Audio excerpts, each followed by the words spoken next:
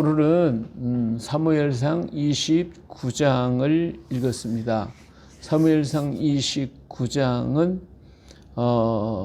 블레셋이 이스라엘과 전쟁을 하게 되는데 거기에 참가하려고 갔던 다윗을 돌려보내는 그러한 내용이 기록이 되어 있습니다. 자, 블레셋 사람들은 모든 군대들이 아벡에 모였고 이스라엘 사람 이스라엘에 있는 셈 곁에 진을 쳤습니다. 블레셋 사람들의 수령들은 수백 명씩 또는 수천 명씩 인손에 나갔고 다윗도 아기스와 함께 그들을 그 뒤에서 같이 나가게 됩니다.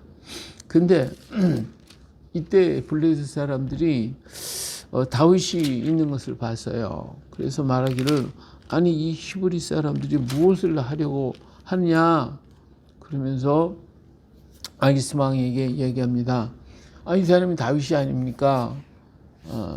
이렇게 얘기할 때 아기스 왕은 나와 함께 있으니 여러 날 여러 해로 돼. 네가 망명하에서 온 날부터 오늘까지 내가 그에게 허물을 찾아보지 못했다. 그렇지만 블레셋 사람들 방백들은 안 됩니다. 이 사람을 데리고 갔다가 만약에 전쟁에서 우리의 대적이 되면 어떡합니까? 지금은 그 이스라엘 왕하고 이렇게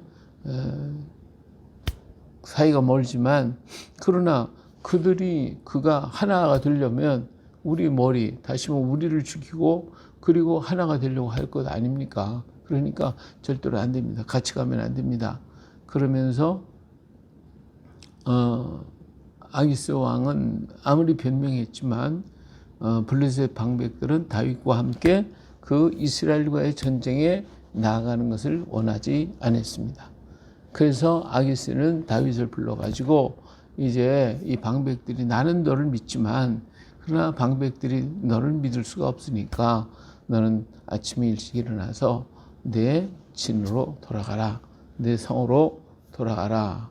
이렇게 해서 하는 수 없이 다윗은 거기서 아무리 얘기를 했지만 그는 함께 그 전쟁에 가지 않고 그리고 자기 성으로 새벽 일찍 일어나서 돌아왔다.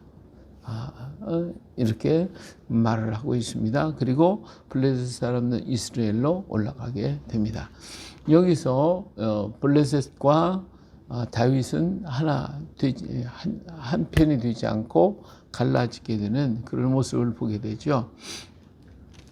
자, 여기서 볼 때 우리가 참 하나님의 그 귀한 섭리와 역사를 우리는 여기서 만나게 되는데 다윗은 지금 블레셋에 피했고 블레셋의 적은 이스라엘인데 어쩔 수 없이 전쟁은 계속했었잖아요. 계속되었었단 말이에요. 근데 이번에도 또 전쟁을 해야 되는데 다윗은 어쩔 수 없이 아기스에게 피해 왔기 때문에 이스라엘과의 전쟁에 나가지 아니할 수가 없는 위치에 있단 말이에요. 이스라엘과 전쟁하는 자기 동족하고 싸워야 되는데 자기 동족과 원수지기는 원치 않는 것이 다윗의 마음이고 자기 동족을 치는 것도 원치 않는 것이 다윗의 마음입니다.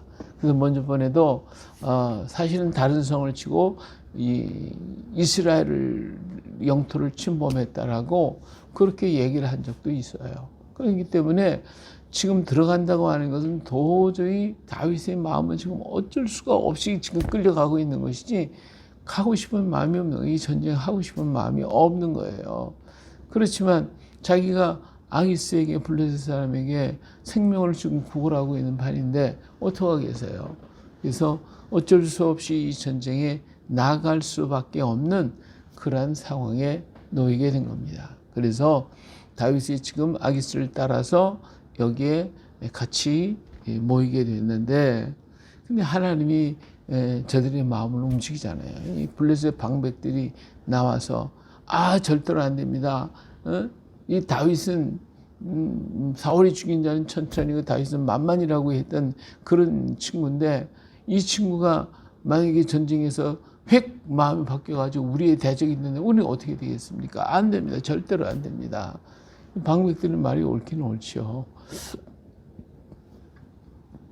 그래서 방백들이 만류하고 만류해 아기스 왕이 아무리 얘기도 그들의 방백은 듣지를 않았습니다. 결국은 이 전쟁에 다윗은 나갈 수 없게 됐어요. 근데 없게 된 그 자체가 하나님의 은혜다 이거예요. 하나님이 다윗을 지금 이끌어 가고 계시다 그 말입니다. 만일에 여기서 방백들이 그래 내가 정말 이스라엘 배반했어? 그럼 그 배반의 증거를 보여줘. 그래가지고 이스라엘 그 전쟁터에 나가 전쟁하게 만들었어 봐요. 그 시험하기 위해서 한번 해봤어요. 어떻게 하겠어요? 꼼짝없이 이스라엘과 전쟁하는데 나가 무슨 공을 세워야 할 거 아니에요. 이것이 이 다윗에게는 어마어마한 무거운 짐이 아닐 수가 없습니다.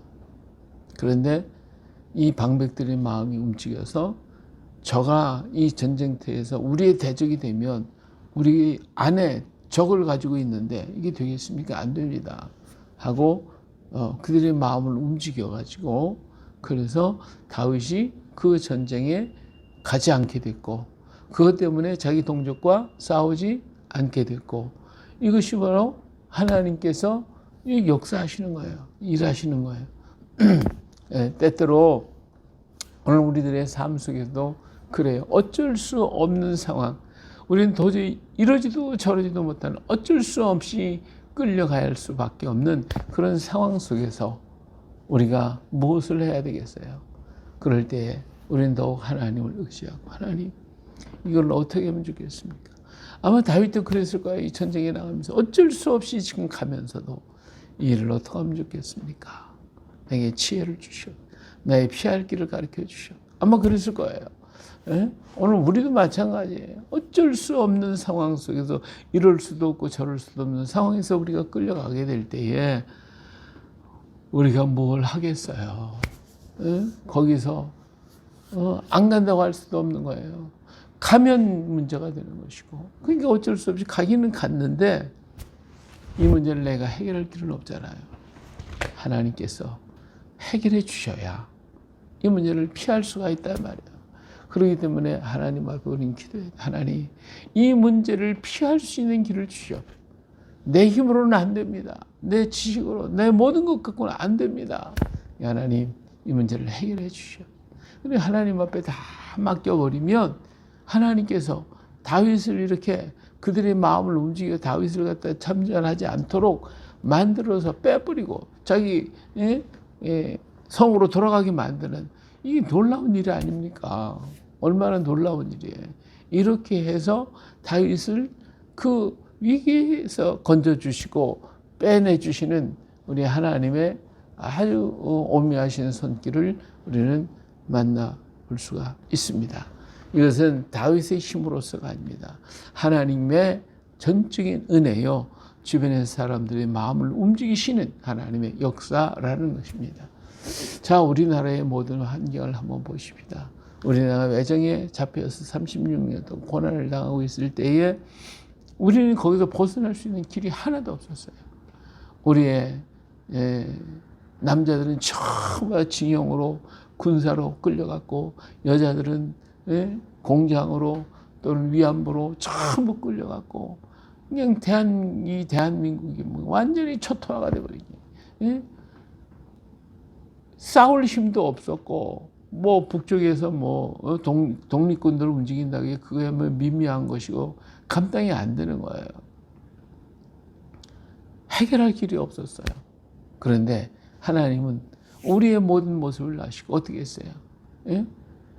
전 세계 유엔군들이 일어나게 됐고 그래가지고 일본과 싸워가지고 일본을 갖다 원자폭탄 떨어뜨리고 그래가지고 우리나라를 완전히 해방을 시켜주시잖아요.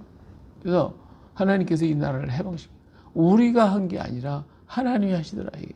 이러지도 저러지도 못하고 이제는 완전히 다 우리 민족 전체가 다 전쟁에 그냥 제물이 되어버릴 수밖에 없었던 그러한 우리들을 하나님의 은혜로서 이 땅을 건져주시고 구원하시는데 내 힘으로 하는 게 아니라 다른 여러 나라들로 말미암아 일본을 항복하게 만들었어요. 그뿐만이 아니에요.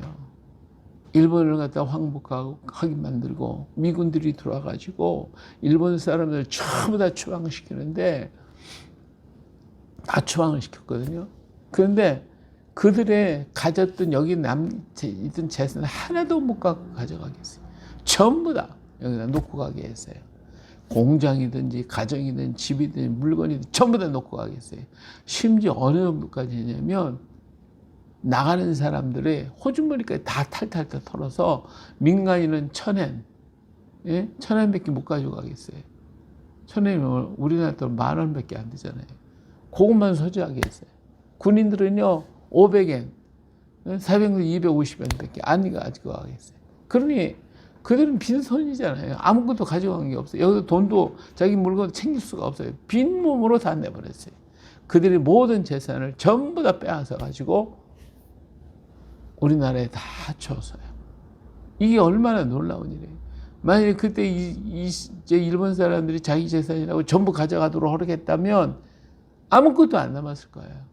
우리나라의 모든 공장에 있는 기계들 뭐 할 것들 다 뜯어가 버리고 여기는 재산 전부 다 가져가 버리고 그럼 그들이 지금까지도 우리나라에 있는 땅 그리고 그들이 살았던 땅들 기업들 이 모든 것을 집권하고 주장하게 될 거예요. 그런데 전부 다 뺏어놓고 그리고 하나도 못 가져가도록 만들었어요. 그 우리나라를 정말 이 절망에 죽을 수 있는 그 자리에서 건져주시고 구원하신 것이 누구요? 하나님이 하신 거예요. 하나님이 하셨어요. 그래서 이 땅에 우리가 어려움 당하지 않고 그들이 만들어 놓고 남겨놓은 거 다 가지고 나라를 세워서 3년 만에 1948년 8월 15일 날 우리나라가 대한민국 정부 수립을 하게 되잖아요. 이게 얼마나 놀라운 일입니까? 이게 하나님이 하시는 일 아닙니까? 그런데 8월 15일 날 우리가 정부 수립을 해가지고 이제는 여샤 일어나려고 하면서 하나님께서 밀어주시고 또 밀어줘서 미국이 막 원조해 주시고 여러 가지를 했잖아요. 그런데 어떻게 됐어요? 50년에 공산당들이 또 쳐들어왔잖아요. 6개월 4개월. 우리나라는 이제 완전히 그냥 초토화가 돼서 또 초토화. 부산만 조금 남고 이재명이 한 번만 밀었다 하면 전부 다 그냥 남해 바다에 다 수장될 수밖에 없는 그런 위기에 있었을 때에 하나님이 어떻게 하셨어요? 전 세계에 있는 젊은이들 다 우리나라를 불러 모으잖아요. 전부 다 불러 모아. 그래가지고 이 땅에서 알지도 못하는 나라, 들어보지도 못하는 나라, 그 땅을 와서 그 젊은이들이 다 와가지고 우리나라에 와서 그냥 죽자사자 싸웠잖아요. 싸워가지고 공산당 물리치기 위해 싸우고 생명 얼마 그냥 수만 명이 여기서 그 젊은이들이 여기 와서 다 죽었어요. 피 흘렸어요. 그리고 얼마나 많은 수십만 명의 사람들이 손발 다 막 절단이 되고 부상당하고 평생을 그들은 우리나라를 바라보고 살다가 죽었어요. 지금도 그런 분들이 얼마나 많습니까? 부상당해서. 그들은 그것 때문에 얼마나 고통을 일생 동안 불구의 몸으로 고통을 당하고 괴로움을 당하면서 이 땅에 와서 자기들이 희생했던 거, 이 나라 알지도 못했던 나라를 바라보고 그들은 평생을 살다가 하나씩 가고 있잖아요. 하나님께서 이 나라를 이렇게 사랑하셔서 이렇게 보호하시고 이렇게 인도해 주셔서 이렇게 이 나라를 부으시셔서 그들의 피로 말미암아 지켜진 이 땅, 그들의 정말 피값으로 말미암아 이 나라가 세워져서 70년 만에 우리나라는 세계 경제 대국을 이룰 수 있었어요. 어떻게 보면 우리는 그들의 피값에 대하여 빚진 사람들이에요. 정말 하나님 앞에 얼마나 큰 은혜를 입었고, 그리고 하나님의 은혜가 얼마나 감사합니까? 그리고 그들의 전 세계에 있던 젊은이들, 그 모든 여러 나라, 우리나라 참전한 나라만, 사람을 보내서 참전한 나라가 16개국이고, 물품을 보내고, 의약품 보내고 한 사람이 수없이 많은 여러 나라들이 우리를 도왔잖아요. 오늘 우리는 그들에게 빚진 사람이에요. 빚진 나라예요. 그 젊은이들의 피 호소가 오늘 또 우리나라에게 이 땅 위에 있다는 것을 우리는 잊어서는 안 됩니다. 이 모든 것이 다 하나님의 은혜라고 오늘 우리는 그것으로 끝나는 것이 아니라 이제는 그들을 위해서 무엇을 할 것인가? 우리가 어떻게 할 것인가? 우리 민족이 걸어갈 방향은 무엇일까? 우리는 그 피의 호소를 들어야 돼요. 그들은 우리를 향하여 외치고 있어요. 우리를 도와달라. 우리를 도와달라. 우리를 살려달라. 그래요. 오늘 우리는 하나님이 오늘 이 민족을 향하여 이루어졌던 그 모든 일들을 우리는 어쩔 수 없는 상황 속에서 아무것도 할 수 없는 두 손 두 발 다 놓고 있는 때에 하나님의 도우심을 통하여 우리에게 피난처가 되셨고 우리의 도움이 되셨고 우리의 은혜가 되신 주님을 우리는 다시 한번 바라볼 수 있어야 됩니다. 그런데 오늘 이 나라가 이렇게 커서 성장해서 이제는 자랄 만하니까 그 하나님의 은혜를 잊어버리라고 하나님 없애는 작업을 갖다가 또 하고 있잖아요. 그래서 하나님은 없어. 인간은 위대해. 너는 위대해. 그러니까 너는 하나님이 네가 만들었으니까 하나님 없애버려. 그리고 내가 내 몸은 자유야. 죄가 없어. 내 좋은 대로 기쁜 대로 살아. 그 민족이 하나님 없애는 작업을 하고 교회를 파괴시키고 교회의 문을 닫게 하고 하나님 앞에 기도하던 들이 기도하지 못하게 하고 찬양 못하게 하고 모이지 못하게 하고 이게 뭐예요? 하나님의 은혜를 이렇게 망각해도 되는 거예요? 하나님이 하셨는데 오늘 우리는 다시 찾아야 돼요. 잃어버린 하나님을 찾고 하나님을 붙잡고 하나님의 은혜를 힘입고 그럴 때 하나님이 다시 우리를 도우시고 하나님이 역사하실 것입니다. 이것이 오늘 우리가 해야 할 일이고 한국교회가 걸어가야 할 일이고 우리가 싸워야 할 일입니다. 네. 이 악한 사상 여기서 우리는 싸워 이겨서 정말 마지막 순간에 믿는 자로서 온 세계를 변화시키는 능력 있는 일꾼이 되어야 할 줄로 믿습니다. 오도 가도 못하는 어쩔 수 없는 상황 속에 처해 있는 난처한 자리에 있던 다윗을 싹 빼돌려서 그를 갖다가 새로운 길로 인도하시는 하나님의 손길이 오늘도 우리 안에 역사하고 계시다는 이 사실을 믿고 실망하지 마시고 낙심하지 마시고 나를 이끌어 가시는 주님을 믿고 주여 믿습니다. 네. 그리고 우리는 또다시 담대하게 일어나 나아갈 수 있기를 예수님의 이름으로 축복합니다. 할렐루야. 은혜로우신 아버지 하나님, 오늘도 우리와 함께 계셔서 우리는 이러지도 저러지도 못하고 무능한 자리에서 힘들어하고 괴로워하고 아파하고 슬퍼하고 우울증 가운데 빠져 있습니다. 그러나 하나님은 그 모든 순간에서 피할 길을 열어주시고 또 행할 길을 가르쳐 주시고 나갈 길을 열어주시는 하나님의 그 크신 은혜를 감사드립니다. 아버지 하나님, 이 나라와 이 민족을 향하여 하셨던 그 일 크고도 놀라운 주의 역사 우리가 두 손 두 발 다 놓고 행할 수 없을 때에 하나님은 이 땅 위에 역사하시고 나타내서 모든 일들을 이루어 주셨습니다. 아버지, 오늘도 역사하시는 하나님을 보게 하소서. 오늘도 일하시는 주님을 보게 하옵소서. 그래서 실망하거나 좌절하거나 낙심하지 말고 다시 한번 주님 앞에 무릎을 꿇게 하시고 주님 앞에 엎드리게 하시고 주의 성호를 부르고 주님 앞에 부르짖으며 기도할 수 있는 저희가 되게 하여 주시옵소서. 이 시간도 주의 성령으로 충만하게 하시고 더욱더 풍성하게 하소서. 우리는 강하고 담대한 주의 백성으로 설 수 있도록 하나님 이 시간에도 성령으로 충만케 하여 주시옵소서. 오늘도 연결된 모든 사랑하는 형제자매들 이 하루를 또 살아가며 이 한 주간을 또 살아갈 때에 주님과 함께 걸어가며 주님을 함께 의지하며 주님의 역사 속에 나아갈 수 있는 저희들이 되게 하옵소서. 실망하지 않게 하시고 절망하지 않게 하시고 두려워하지 않게 하시고 모든 세상의 악한 것과 싸워 예수 그리스도의 이름으로 물리치는 믿음의 용사들이 되게 하여 주시옵소서. 언제나 우리와 함께 하시는 예수님의 이름으로 기도합니다. 아멘.